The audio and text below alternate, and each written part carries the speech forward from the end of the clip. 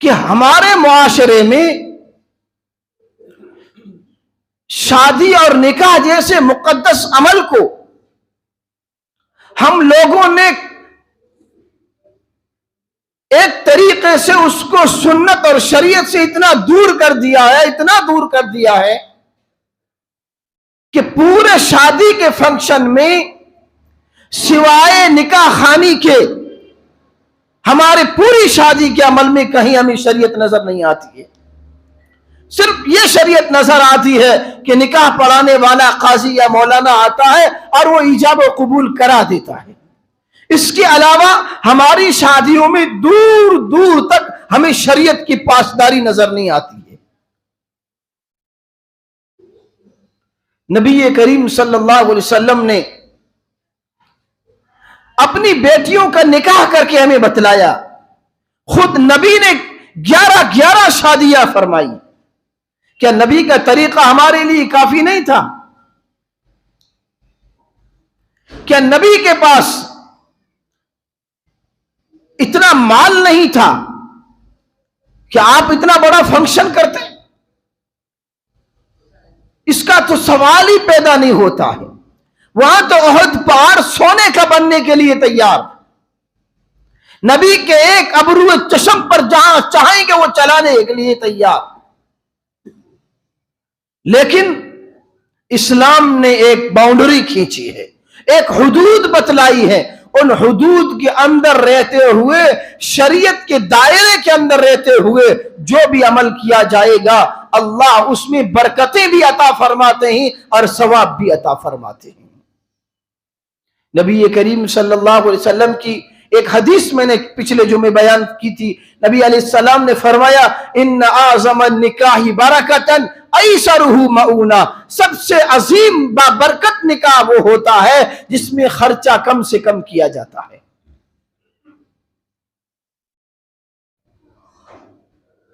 ہمارے خرچوں کی کوئی حد نہیں ہے، اور جہاں تک خرچے کا تعلق ہے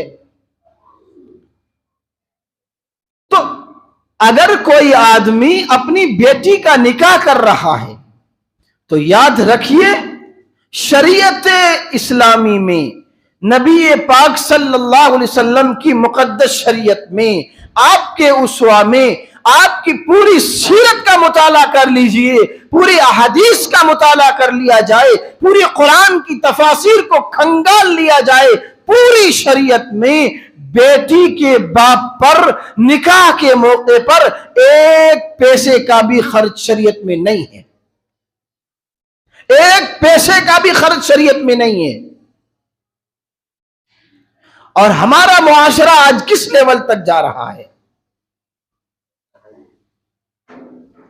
ہماری غیرت ایمانی کو کیا ہو گیا ہے؟ وہ بیٹی کہ جس کا گھر میں پیدا ہونا نبی کریم صلی اللہ علیہ وسلم نے رحمت قرار دیا، ایک بیٹی کی پیدائش پر، پھر 2 بیٹی کی پیدائش پر، پھر ایک بیٹی کی پیدائش اور پرورش کے بعد اس کے نکاح کرنے تک کے فرائض کو انجام دینے والے والدین کو نبی نے جنت کی عظیم خوشخبری سناتے ہوئے یوں فرمایا کہ وہ آدمی اور میں جنت میں اس طریقے سے ہوں گے جس طریقے سے ہاتھ کی 2 انگلیاں ہوتی ہیں. نبی نے بیٹی کی پیدائش کو رحمت بنایا. آج مسلم معاشرے نے اسی بیٹی کی پیدائش کو جو ہے رسومات میں جکڑ کر کے ایک زحمت بنا دیا ہے. کہیں منگنی کے نام پر ہزاروں کے خرچے، پھر شادی کے موقع پر ہزاروں لوگوں کی دعوتیں، صاحب بارات آ رہی ہے اس کی دعوت کا انتظام ہے، بیٹی کو جہیز میں یہ دینا ہے، فلاں چیز کی کمی ہے. اگر کسی کے گھر میں 3 بیٹیاں پیدا ہو جاتی ہیں، ایک تو وہ شریعت کا مسئلہ ہے. نبی نے فرمایا کہ اگر اس کی اچھی تربیت کر لیتا ہے اور اس کو اس کا گھر تک پہنچا دیتا ہے وہ جنت کا مستحق بنتا ہے. آج ہم نے اور آپ نے مسلمانوں نے شریعت کے خلاف جب ہم نے عمل کرنا شروع کیا، جب ہمارے معاشرے میں غیروں کی رسومات نے جنم لینا شروع کر دیا، جب ہم نے محمد الرسول اللہ صلی اللہ علیہ وسلم کے مقدس मुकद्दस पैगाम को ठुकराया, हमने अपने मुआशरे में नबी की सीरत को निकाल करके बाहर फेंका, हमने शरीयत का मजाक उड़ाया और गैरों की हिंदुआना और जो है यहूदो नसारा की जो कल्चर था और उनकी जो आदत थी और उनकी रसूमात को जब से हमने अपने घरों में दाखिल किया है, वो बेटियां जो रहमत हुआ करती थी, एक बाप के लिए वो जहमत से कम नहीं है। एक बाप अपनी बेटी के रिश्ते और उसके जहेज की सामान की तैयारी कर नहीं पाता है कि उसकी दो बेटियां फिर जवान हो जाती हैं।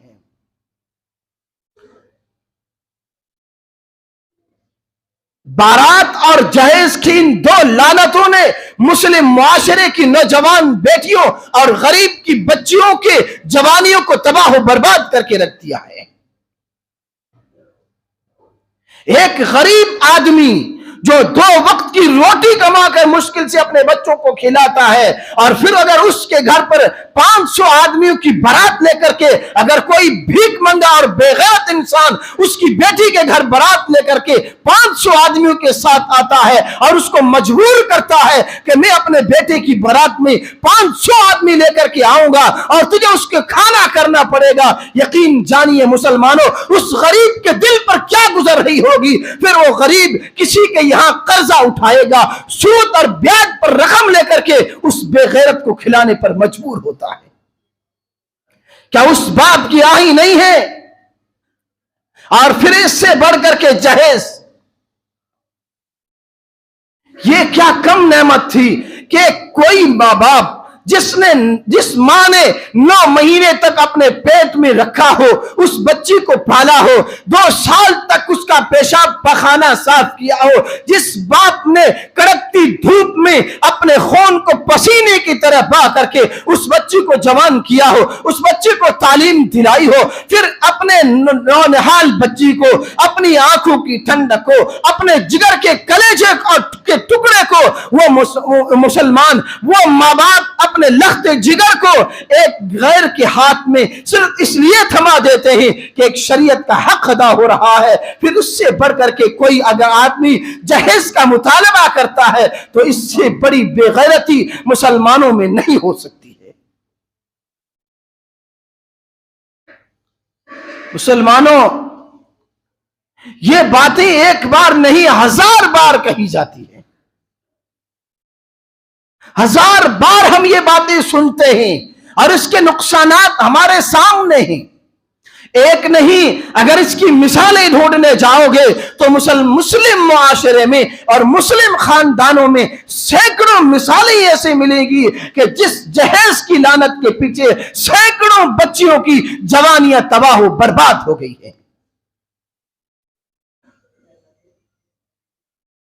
तुमने नहीं देखा 2 साल या 1 साल भर पहले गुजरात में अहमदाबाद में आयशा नाम की बच्ची ने खुदकुशी की थी? क्या जुर्म था उसका? क्या गुनाह था उसका? ये जहेज की लानत थी, जिसकी वजह से उस बच्ची को अपनी जवानी को गंवाना पड़ा। ये एक मिसाल हमारे सामने है, अगर ढूंढने जाएंगे तो कई मिसालें इसके आगे हैं। इसलिए शादियों को सादा बनाओ, जहेज की रस्म को और इस जो है लानत को अपने मुआशरे से पाक करो।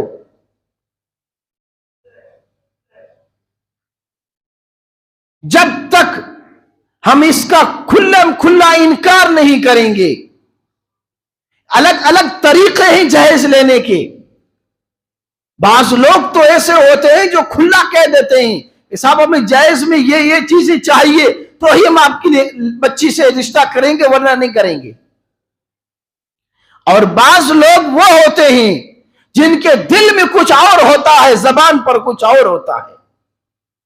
जबान पर दीन की बातें होती हैं, जबान पर बड़े बड़े बोल होते हैं, लेकिन वो गरीब की बच्ची का रिश्ता नहीं ले रहा होता है, चाहे वो दीनदारी क्यों ना हो। वो अमीर के यहां जाता है, नीयत ये होती है कि गरीब के यहां से कुछ नहीं मिलेगा, अमीर के यहां से 2 पैसे मिलेंगे।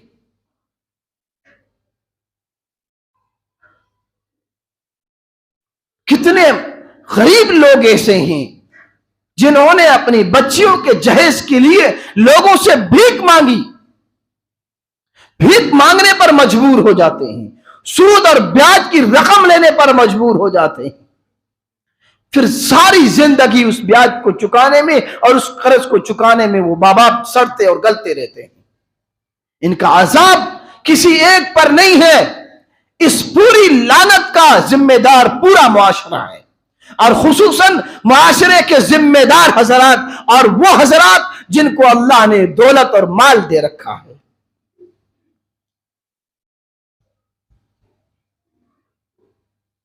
شریعت میں جہیز کا کوئی تصور نہیں ہے، کہیں بھی آپ کو نہیں ملے گا شریعت میں۔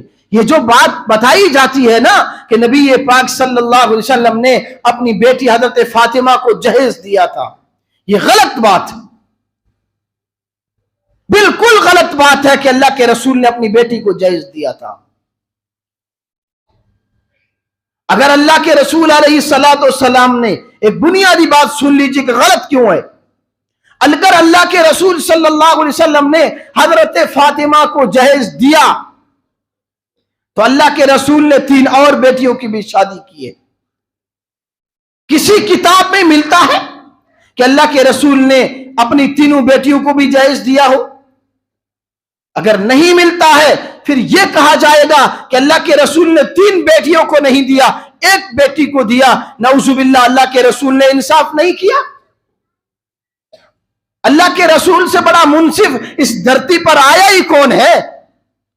ایک غریب اپنی 2 بچیوں کی شادی کرتا ہے تو دونوں کو برابر دینے کی کوشش کرتا ہے۔ کائنات کا سردار جس نے دنیا میں امن و انصاف کو قائم کیا، جس نے لوگوں کے حقوق دلائے، وہ اپنی بچی کے حق تلفی کر سکتے ہیں؟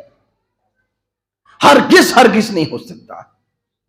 دوسری شرعی دلیل کہ اللہ کے رسول علیہ الصلوۃ والسلام نے اپنی بیٹی کو جہیز نہیں دیا،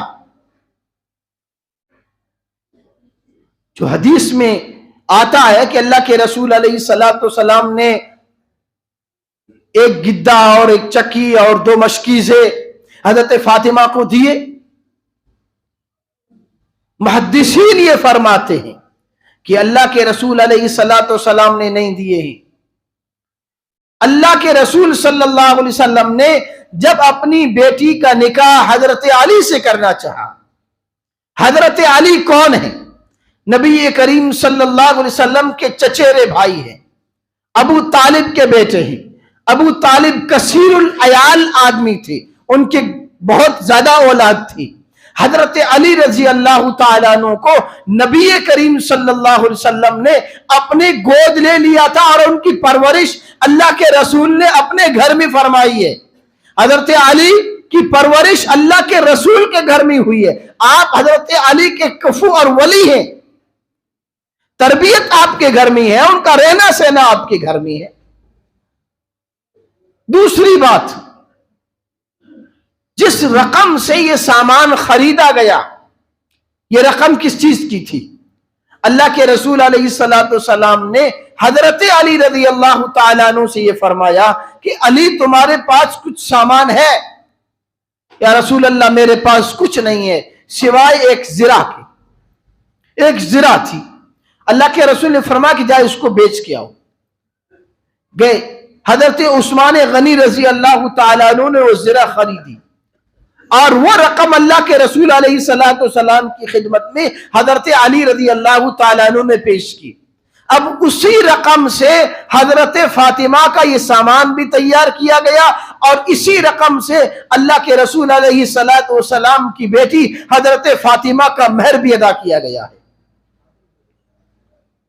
تو اللہ کے رسول صلی اللہ علیہ وسلم نے ایک حضرت علی کے کفو اور ولی ہونے کی حیثیت سے، چونکہ اللہ کے رسول کے گھر میں رہ رہے تھے، اب ان کا نکاح ہو رہا ہے تو ان کو الگ گھر بسا کر کے دینا یہ نبی نے اپنے ذمہ لے رکھا تھا۔ اس لیے اللہ کے رسول علیہ الصلوۃ والسلام نے یہ سامان دلایا، اور یہ بھی اس رقم سے دلایا جو حضرت علی کی زرہ کے بدلے میں رقم آئی تھی۔ تو جہیز کا کوئی تصور اسلام میں نہیں ہے. یہ ساری کی ساری رسمیں ایمان والوں اور مسلمانوں کی اور نبی کی سیرت میں نہیں ہے. یہ غیروں کے طریقے ہی جو ہم لوگوں نے اپنے مسلم معاشرے میں اس کو بڑھا دیا. ضرورت اس بات کی ہے کہ ان رسموں کے آگے کوئی آدمی ڈٹ کر کے کھڑا ہو, صاف انکار کیا جاوے کہ آپ کے یہاں سے ہم جہیز کے نام پر ایک کوڑی بھی نہیں لیں گے. اسلام میں بیٹی کو جہیز نہیں ہے, اسلام میں بیٹی کو وراثت ہے. اس نے وارث بنایا ہے بیٹی کو. یہ ہندوانہ رسم ہے, ان کے یہاں وراثت نہیں ہے. وہ لوگ وراثت سے پیچھا چھڑانے کے لیے بیٹی کو شادی کے موقع پر دان اور جہیز کے نام پر دے دیتے ہیں کہ جو کچھ ہے بس تیرا یہی ہے. اب باپ کی وراثت میں اس کا کوئی حق نہیں ہے. تو گویا کہ جہیز دے کر کے اور بہنوں اور بیٹیوں کی وراثت کا حق دبانا یہ مسلمانوں کا شیوا نہیں, غیروں کا شیوا ہے. تو اس بات کی ضرورت ہے کہ اپنے معاشرے کو اس گندگی سے پاک کیا جائے. ذمہ دار حضرات, مالدار حضرات, سرمایہ دار حضرات جب تک کہ کھڑے ہو کر کے سامنے اس جو ہے رسم کا مقابلہ نہیں کریں گے, نہ معلوم کتنے غریب آدمیوں کی بچیاں اپنے گھروں میں جوانی کی عمر کو تجاوز کر کے وہ بڑھاپے کو پہنچ چکی ہیں, صرف اس وجہ سے ان کے ہاتھ پیلے نہیں ہو رہے ہیں کہ غریب باپ کے پاس جو ہے جائز کی رقم کے پیسے نہیں ہیں. اگر آپ دینا چاہتے ہیں, ہاں منع نہیں ہے اسلام میں, اگر آپ دینا چاہتے ہیں تو آپ چپکے سے شادی کے بعد اپنی بیٹی کے گھر دے سکتے ہیں, کوئی منع نہیں ہے. لیکن شادی کے موقع پر دکھلا کر کے ساری چیزیں دینا یہ غریب طبقے کے لوگوں کی جو ہے ایک بہت بڑا مسلم معاشرے کا ناسور بن چکا ہے. اس کے لیے جو ہے ہمیں ذمہ داروں کو اور جو ہے مسلم معاشرے میں ہر محلے میں, ہر جو ہے بستی میں, ہر قریے میں اس کے لیے کچھ ہمیں جو ہے ایسے اصول وضع کرنا پڑیں گے. اور اس کا جب تک مقابلہ ڈٹ کر کے نہیں کیا جائے گا, اصول جب تک نہیں بنائے جائیں گے, جب تک یہ رسومات ختم نہیں ہوگی, اور جب تک یہ رسومات ختم نہیں ہوگی تب تک ہمارے معاشرے کا سدھار بہت مشکل ہے. اللہ تعالی ہمیں عمل کی توفیق عطا فرمائے اور جو ہے غیروں کی رسومات سے ہمیں بچنے کی توفیق عطا فرمائے. وآخر الدعوانا الحمدللہ.